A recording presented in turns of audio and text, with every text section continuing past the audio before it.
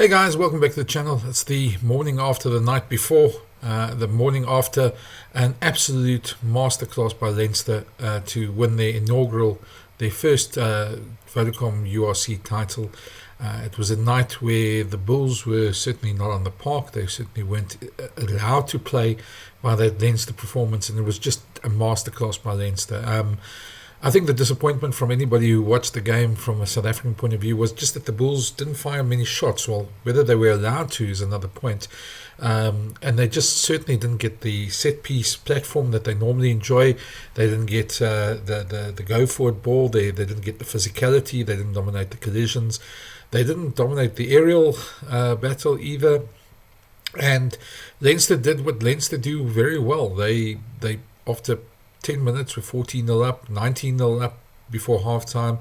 And from there on, as Franco Smith, anybody who watched the chat with Franco Smith before the game will tell you it's very difficult to play catch-up rugby against them. This was a day where the Bulls just didn't turn up. They weren't in the park. There's several factors for this, several things you could point to. Certainly Leinster are an established team. They're an amazing team. They've got internationals in virtually every position, 12 British and Irish Lions, and All Black and a double World Cup winning Springbok in their ranks. But still, I think what the big disappointment was is that the Bulls didn't stay in the fight, that they had to try and show some guts. And I know there's people who told me on Twitter that they never stood a chance from the beginning. But, they're the second best team in the competition. They stood a chance. They made it all the way to the final. So why get on the plane if you think they don't stand a chance? To me, they certainly could have put up a better fight. I think that's the disappointment. And they were just outplayed in every single facet of the game on Saturday night. So where does this leave the Bulls? Well, this is their third final. This was probably the one that, as Jake White admitted afterwards, their toughest one. I think the one that hurt them the most was Glasgow last season. But this was one that really would sting as well, because although I got the feeling that from Jake's sort of comments that he sort of almost expected it. They knew they were up against it after a bruising battle against the Sharks to go all the way up to Dublin. But that's no excuse. That's the way the competition works. You knew that from the beginning. They knew they would have to beat Leinster if they wanted to win the title. They knew they would have to put up a performance that's worthy of the jersey, worthy of playing for Cornel Hendricks. And if you're brutally honest about these things and you answer to yourself and you say, well, were they? And the honest answer was they were nowhere near that. Leinster have to be credited. This was a fantastic performance by them. They put their foot on the Bulls' throats from the start of the game. They got away with one or two calls. I thought reffing wise, Andrea Piardi, the scrums, the first couple of calls weren't particularly right. I thought Andrew Porter scrummed in, but you get away with what you get away with, and the Bulls didn't get that, so they didn't have the scrum platform that they normally enjoy. Leinster attacked their line-out. Their line-out wasn't great, and that also took away that set-piece sort of platform of theirs. And then at the breakdown, Piardi coached Leinster so much. I mean, he kept, and if you go listen to watch the game again, watch how many times he tells them, no, leave your hands out. He coached them, and there's hands in every single ruck. But that's a fact about rugby. You get away with what you get away with. And Leinster are a team that play on the edge all the time. And once they were up, they played on the edge. And again, this is not a criticism of the ref. He refed it like he refed. It's not the first time the Bulls have had him. They've had him several times before. You get away with what you get away with at the breakdown. Both teams, it's the same for both teams. And if you're not getting away with something, you need to adapt. And the Bulls didn't adapt at all in this game. They looked like they didn't have a plan B. They looked like they were rattled and they didn't know what to do after that. And you've got to be brutally honest. They were a step below Leinster today. And to be fair, the scoreline probably flatters them quite a bit, because Leinster could easily put up 50 points in this game. That's how good they were. It's not a nice fact for a South African to admit. It's not a nice fact for any Bulls fan to say on a Sunday morning after a final, but the Bulls were comprehensively outplayed. And the disappointing thing for me was I would have thought they would have put a bit more of a fight. They would have gone down fighting a lot more. They would have done it. And There's a couple other things. Harold Forster was very lucky not to get carded. I could easily see a different referee giving him a card for the hand in the face. It's stupid. It happens in games. It's the heat of the moment, but it's just stupid. And the Bulls' discipline this season has been nowhere near what it should be. And I know there's asterisks on that because they got red cards they shouldn't have got and were overturned on disciplinary hearings afterwards. But to be very honest, they weren't quite where they needed to be. They've got some replacements coming in now. They've got the likes of Andre Pollard, Jan Serfontein, Nicholas Janssen van Rensburg. They've got some good replacements coming in, some good players coming in, and their squad will be a year older. They'll be hurting from this. But yeah, whether they missed Cameron Honeycomb a lot, they obviously did. He obviously covers spots on the field that other players don't, and he's just such a force for them in terms of go forward ball. But that's what you have. No team. Leinster lost Jamison Gibson Park just before kickoff, and Luke McGrath was excellent. Geordie Barrett was, that's the type of players they have. So yeah, long story short, there's no sugarcoating it. The Bulls were second best by quite a distance in this final. And now the thing is what you're going to do next. And I think that's the thing. There's going to be some time for reflection. That doesn't really help on the morning after to be emotional and try and come up with answers already. But there certainly has to be some sort of rethink. I think Leinster are a type of team that when they play like this, they're very hard to stop. But the Bulls weren't at their best, if I can put it that way. And they weren't allowed to play. And that's the reality of everything. So the Bulls will limp home. They'll go back to Pretoria, have a lot of time to reflect and think about this performance. It's a difficult one. There's a lot of people angry this morning. There's a lot of people felt that the Bulls should have done better. And of course, it was a historic day yesterday with the cricket and everything else that happened. But yeah, it's one of those where you really think to yourself, it's one of those games where the Bulls probably were expected to put up more of a fight. We all like finals that aren't one-sided. This was a bit too one-sided for anybody's liking. It was a game where Leinster just probably would have beaten most sides in the world, on this sort of form. And the Bulls just had no answer. And I think there's some questions there. There are times that the Bulls have made so many strides this season. They've won away from home in Glasgow, Munster, Benetton, Connacht. They've firsts in a lot of things, and they made it to their third final. That's an achievement in itself. And I know there's a couple of people who are calling for Jake's head to go, etc. But he made it to a final again, and there are 15 other coaches or 14 other coaches who didn't. There are coaches who've been fired this season. There are coaches like Graham Roundtree who won a title 2 seasons ago and hasn't and left Munster shortly afterwards. There's so much you can say about it, and obviously some of the mix here is just, it's good enough to get them this far, but it's not good enough to get them over the line. I'm not too despondent about it. I saw this with the Bulls under Heineke Meyer in 2005 and 6, where they lost semi-finals against the Waratahs and the Crusaders, and then won it in 2007, and then went on to become a powerhouse. And I think what Jake's doing is right, is building a squad at the moment. And is it going to help to bring somebody else in? I'm not sure. We'll never know until that happens. But I think for now, in the cold, lighter day, you got to accept the fact that Leinster were just too good. They outplayed the Bulls. They didn't give them a chance. And you got to praise them for them. They're a great team, and well done to them. But let's listen to Jake quickly and some of what he thought of the game straight afterwards. You'll find the full video elsewhere on the YouTube site here. But this is just one quick clip from him. Yeah, I'm on our third final we played in. So it's like standing on the field watching another team lift the trophy. Those are motivational moments you sports people take going forward. But Mike, I think you've got to understand, this is not a normal rugby team. And I think we're naive when I think I made a note in my book. I think 19-0 up when they bring on RG Snyman. I mean, it's just a different league altogether. And I said it in my interview. I think that's why Leinster supporters are probably so disappointed, because they were waiting for that 40 minutes the whole year, and we just happened to get the 40 minutes that the Leinster supporters were waiting for the whole season. Couldn't get our hands on the ball. They defended us. They They started well. You know, everyone talks about don't let them get a runaway start, and after 17 minutes, they're 19-0 up, and that's after you say don't let them start. I just again say to all the Irish, I don't think they sometimes give the credit to that Leinster team. They're well coached. They must say they're fantastic guys as well. I have met many times, but I saw Josh van Vliet today. I mean, world class. World class as a person. So yeah, it's all credit to them. I can't praise them enough. I've said it to you many times since I started here at this level with URC, and they are the benchmark. And tonight they showed it again.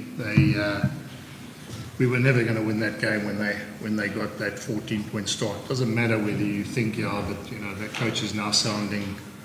They're not. Once they get that start, I can't remember any team that's come back from 19-0 down and beaten them. So it isn't ideal. We've now got 3 silver. I think we've got to try and find out how you turn silver into gold now. One thing though, the one guy you have to give a lot of credit to is Jacques Nienaber, his defensive system, and he's been under so much pressure in Ireland and so under fire a lot of the time. And his defensive system truly came through. The speed off the line, the way they closed the Bulls down. And maybe there's a bit of criticism of the Bulls' attack there that they didn't try other ways. Leinster do give you space out wide, but they're also good at isolating you down there. And the Bulls just were terrible. They needed their big-name players to step up in this game, and I don't think there are too many that did step up.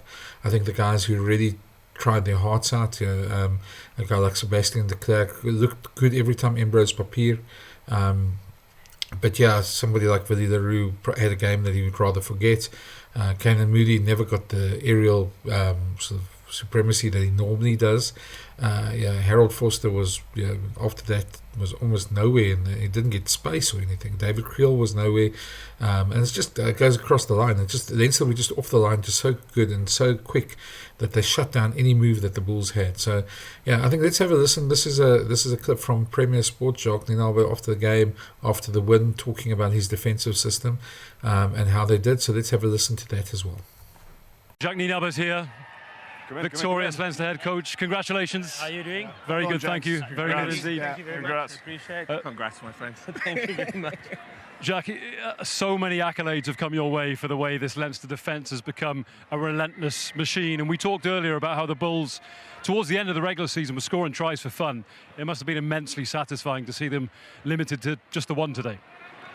Yeah, I think I always go credit must go to the players. I thought today they put their bodies on the line, which they did the majority of the part during the season. And I'm a big believer. People say defence wins trophies, but I think attack wins trophies. So it was nice for us to add 19 points on the board, and then you can knuckle down. And I thought that defensive set just before halftime was very important for us going into halftime. Yeah. Jacques, with the Leinster defence this year, I'm a massive advocate of the rush defence that you've come in and employed. Nailing the Harlequins, nailing Glasgow, conceding only 7 points today. Where do you think this Leinster defence, what's the next level that you can go to with it? Yeah, I think there's still a lot of growth for us. Obviously, with the box, I was there for 6 years, and it layers in every year. Obviously, the players adapt to and Zeeps were part of it at Munster. I started it over there. So every year, your skill set develop your defensive skill set. There's growth in the team, the understanding within the team. So yeah, hopefully there will be growth. Hopefully, yeah. But I think there would be. Normally there is. Just on today, Jacques, how much of it, and it's almost a stupid question because every game you have a plan to take on the opposition, but it looked like really specifically today you tried to take away the Bulls' strength, which the perceived ones would have been scrum, the gain line, and their kicking strengths. Yeah, I must say the scrums and the set piece stuff must go to Robin McBride and obviously his leadership group. I mean, obviously that's a big part of the Bulls, and we knew that we had to be, in my opinion, we had to be good there. if we wanted to stand a chance in this game. So yeah, a lot of credit, and to be honest, I don't understand scrums. Maybe a little bit of the contesting, but the other stuff was down to them. Yeah. Obviously, Jack, the forwards defended really, really well against the size that the Bulls were bringing. But I also noticed that the backfield was completely intact. You won the kicking battle and there was no space for the Bulls to exploit you there. You must have worked on that. Yeah, I know the Bulls. I think last year a big learning we took out of last year in the semi-final is they kind of got us there a little bit with the kicking game. Willie is tremendous there. Goosen is tremendous there. Ambrose Papier is tremendous there. So obviously a big learning there.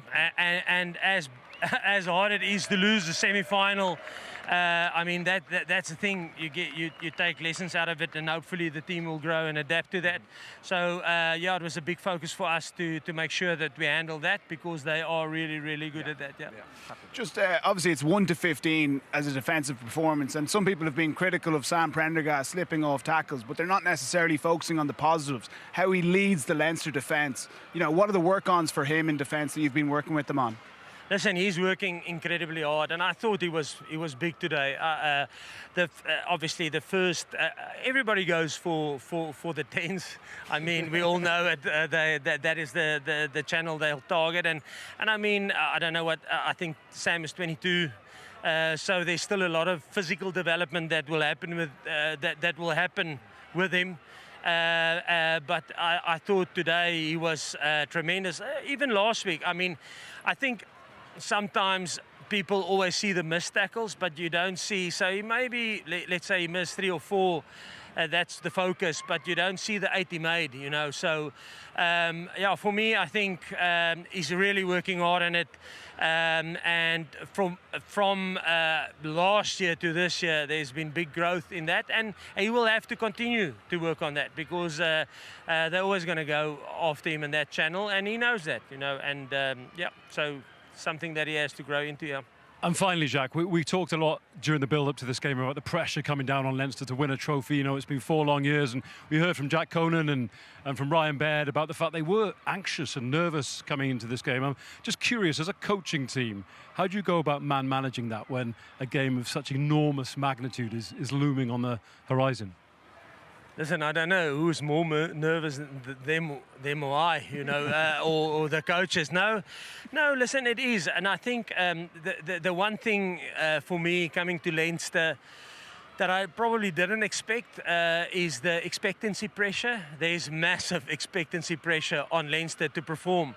And especially if you look at the squad, everybody's got always, there's a lot of things about the squad, you know, but if you look at this squad, I think we've got 43 senior contracted players, and 37 of them, I think, is probably from the RDS in a vicinity of 50 kilometers. So they're homegrown, developed through, which is something that Leinster is proud of. So yes, we've got a very competitive squad, but there's a lot of credit that has to go to our sub-academy, the academy guys, because it's homegrown guys. And I think that's quite unique. And obviously then, the expectancy pressure, I mean, I've heard it the last couple of weeks. I mean, even there were some pundits that would say, even if we win this trophy, it's not good enough, you know. And we as a group talk about it a lot. You know, you're not entitled because you have a good competitive group. You're not entitled to a trophy. It's something that you have to work for. Toulouse is not entitled to a trophy. It's something they have to work for. So that's the key thing for us. I mean, there's no entitledness. There can't be entitledness to a trophy. Doesn't matter how good and how competitive your squad is. You must still deliver and perform on big days, yeah. Well, look, I think RG Snyman has cracked open the brandy, so you're playing catch-up already. So I'll enjoy a couple tonight. Cheers, thanks, lads. Good man, appreciate it. Congratulations. Thanks a million for joining us. Enjoy tonight. Thank you, will do. Oh, so, hugs all round. Jacques Nienaber, the victorious Leinster head coach, and I think we might be able to hear from... So that's it. It's the end of another URC season. It was a great season. I thought the Bulls really did well to get to the final. And there are times where I thought they weren't even going to make it to close to the final, but they certainly buckled down. They've shown growth this season. Yeah, I don't think everybody's going to be happy with it, with them losing a final, and that's understandable. Obviously, the old Kitch Christie saying is you don't get to finals not to win them, and the Bulls have now lost 3. There's going to be quite a bit of introspection. Leinster are the benchmark. They dominated this competition. They've finished on top 3 of the 4 years that's been running. It's their first title, and that's something that's always evaded them.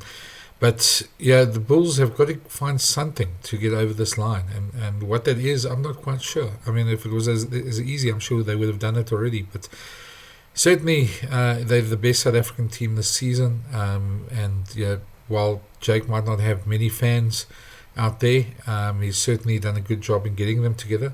But yeah, somehow they need that extra step. And I think that's probably what's going to be the talk in the next couple of months. What do they exactly need for that next step?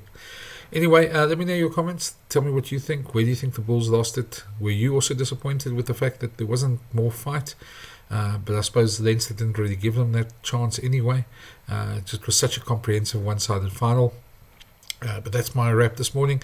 If you haven't already, please hit that subscribe button and subscribe. There's more videos coming, and good chatting to you. Cheers.